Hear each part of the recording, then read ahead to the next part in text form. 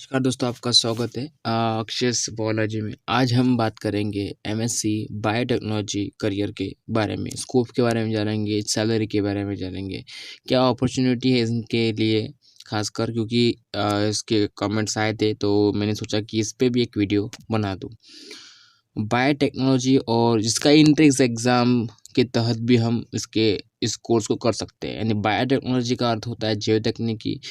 What is the bio MSc biotechnology, यानी MSc biotechnology क्या है, इसी के बारे में हम बात करेंगे। Master of science is a biotechnology is a post graduated course in the biotechnology. Biotechnology is deals with the bioprocesses in engineering, medicine, technology, and other fields that need bioproducts. It is done through the use of living organisms. This is the field the applied biology intends to the provide superior courses having strong vocational elements in the candidates pursuing the course. ठीक है, देखिए course of MSc biotechnology के लिए आप jam भी दे सकते हैं। आईआईटी सेक्टर में JNU, CEB, GATE, central university में भी आप, मणिपुर यूनिवर्सिटी में online through the entrance exam के थ्रू आप एडमिशन पा सकते हैं। इसका जो एडमिशन प्रोसीड्यूर है वो आप GEE के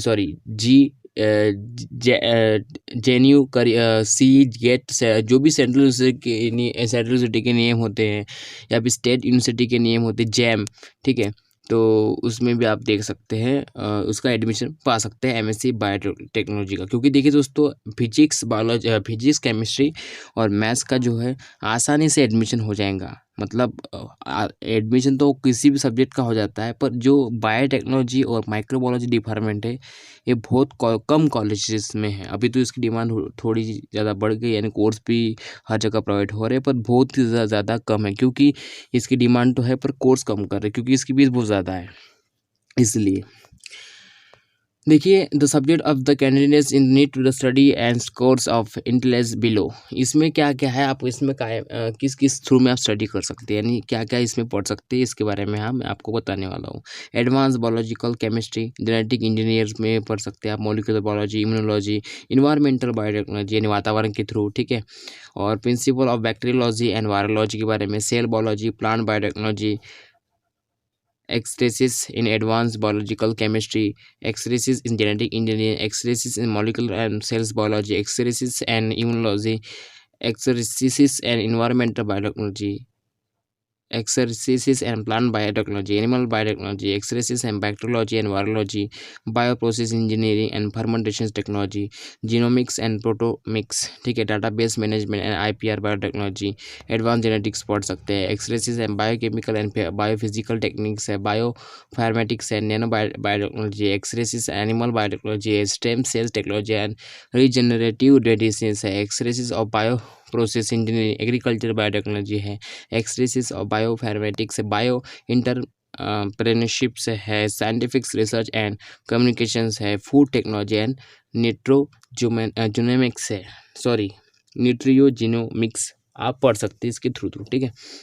एलिजिबिलिटी आपको बीएससी बायोटेक्नोलॉजी या बीएससी माइक्रोबायोलॉजी भी अगर है तो आप इसमें एमएससी के लिए अप्लाई कर सकते हैं, ठीक है। और इसमें आपको ग्रेजुएशन चाहिए, बीएससी एग्रीकल्चर भी अगर रहा तो अच्छी बात है, लाइफ साइंस जो भी जिस सब्जेक्ट में आपने बायोलॉजी या फिर biochemistry, biotechnology, botany, zoology, microbiology जिस सब्जेक्ट में किया है उसमें आप एमएससी के लिए अप्लाई कर सकते हैं। इसमें मैक्सिमम मार्क्स जो चाहिए 55% चाहिए आपको, या फिर वो डायरेक्ट एडमिशन भी लेते हैं, एंट्रेंस एग्जाम भी लेते हैं, मैं आपको बता दिया है। और candidates who are currently appearing of the qualifying exam also eligible to apply for MSc Biotechnology. Such has case they have to clear before the finalizations of admission process। यानी आपका फाइनल ईयर कंप्लीट चाहिए, और उसकी जो fees होती है, जैसे private institute में आपकी फीस बहुत ज़्यादा होती है, 40,000 से 2 लाख के बीच। तो इसमें फ़ीस जो रहती है प्राइवेट में 40,000 से 2 लाख के बीच होती है। इसमें स्कॉलरशिप भी मिलती है, और प्राइवेट में और गवर्नमेंट में 40 से 30,000 के बीच, 30,000 के बीच में आपका, 20,000 के बीच में आपका हो जाता है, ठीक है, जबकि प्राइवेट में महंगी रहती है। और सिलेबस की बात करें एमएससी बायोटेक्नोलॉजी सिलेबस के बारे में बात करें तो molecular biology some as a subject are the gene organisation modern concept mutation of gene transcription and control subject related translation genes expressions control environmental biotechnology the subject of these are protecting the environmental vast where constitutions bioremediation cells biology includes cells generation structure cells cycle steps cells biology in historical origin cyclation motility of cells genetics engineering some subject is are genetics in the scope of history। तो दोस्तों आप इसमें भी काम कर सकते हैं। इसमें मैंने सिलेबस में बहुत बता दिया आपको।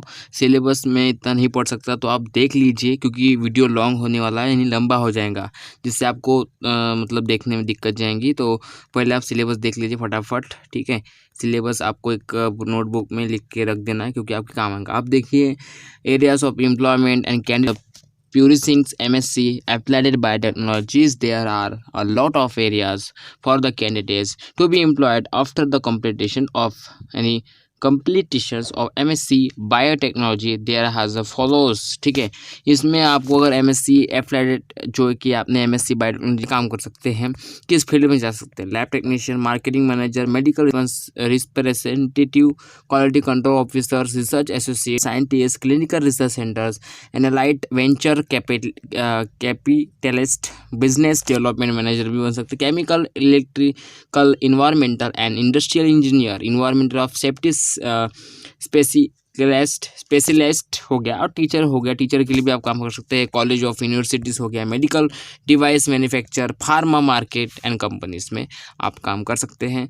और देखिए दोस्तों मैं आपको यही सजेशन दूंगा, अगर आपको करना है, आपकी पोजीशन अच्छी है घर की तो आप करिए, क्योंकि इसमें क्या है इसमें बहुत से आपको कोर्स करने पड़ेंगे। मेडिकल डिप्लोमा कंप्लीट करना पड़ेगा, बीएससी करना पड़ेगा, एमएससी करना पड़ेगा, पीएचडी के लिए भी अप्लाई कर सकते हैं, तभी जाके आपको जॉब के लिए बहुत सी इसमें करियर है। नहीं तो फिर आप बोलोगे कि मैंने बीएससी कर लिया मुझे जॉब नहीं लगी, क्योंकि आज के कंपटीशन में इतना कंपटीशन बढ़ गया दोस्तों जॉब्स के इसमें कि आपको 1000 में से आपको अकेले में जॉब लगनी है, ऐसा आप मान के चलिए। यानी 1000 में से सिर्फ 2 या 3 लोगों की जॉब लगनी है।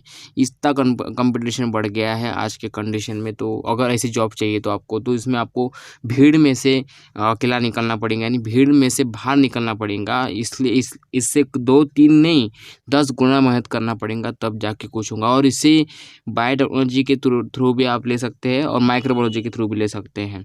तो और दोस्तों बीएससी करिए, एमएससी करिए, पीएचडी तक करिए, पढ़िए, पढ़ाई मत छोड़िए। पढ़ाई बहुत इंपॉर्टेंट है हमारे लिए, हमारे फ्यूचर के लिए, हमारे स्कोप के लिए। पढ़ाई जॉब के लिए नहीं होती है, बहुत से फील्ड के लिए होती है। बहुत से हमारा नॉलेज, हमारा दिमाग, हमारा ब्रेन इम्प्रूव होता है पढ़ाई से। तो पढ़ाई को ना छोड़िए, ठीक है। एक कुछ था। और उसकी जो सैलरी है दोस्तों, आपको स्टार्टिंग प्राइवेट सेक्टर में 15 से 20 हज़ार रुपये मिल सकती है। मैंने आपको उसमें सैलरी नहीं बताया है खासकर, पर इसमें सैलरी भी अच्छी है। और आप समथिंग मेरे ख्याल से आप 2 से 3 लाख के बीच कमा सकते हैं। इसमें पर मंथ सैलरी आपकी हो सकती है जब आपको एक्सपीरियंस हो जाएगा 8 से 7 सालों के बीच में। और शुरुआती में आपको प्राइवेट सेक्टर में 15 से 10 हज़ार रुपये में ही आपको काम करना पड़ेगा, चाहे आप कौन सी कंपनी में भी काम कर लिए, ठीक है, फ्रेशर में। तो अब आपका सैलरी बहुत कम रहेगा। ये कुछ वीडियो था। अगर आपको वीडियो अच्छा लगता है तो लाइक शेयर कमेंट जरूर कीजिएगा। मिलते हैं नेक्स्ट वीडियो में, तब तक के जय हिंद, वंदे मातरम। अपना ध्यान रखिएगा। जय हिंद।